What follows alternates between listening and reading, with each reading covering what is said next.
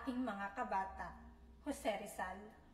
Kapag ka ang bayay sadyang umiibig sa kanyang salitang kaloob ng langit, sanlang kalayaan na saring masapit, katulad ng ibong na sa himpapawid, pagkat ang salita'y isang kahatulan sa bayan sa nayon mga kaharian, at ang isang tao'y katulad kabagay ng alinmang likha noong kalayaan. Ang hindi magmahal sa kanyang salita, mahigit sa hayop at malansang isda, kaya ang marapat pagyamaning kusa, na tulad sa inang tunay na nagpala.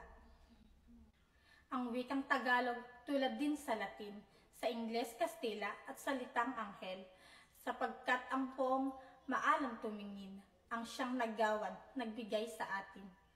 Ang salita natin tulad din sa iba, na may alpabeto at sariling letra, na kayang nawalay dinatnan ng sigwa, ang lunday sa lawa noong dakong una.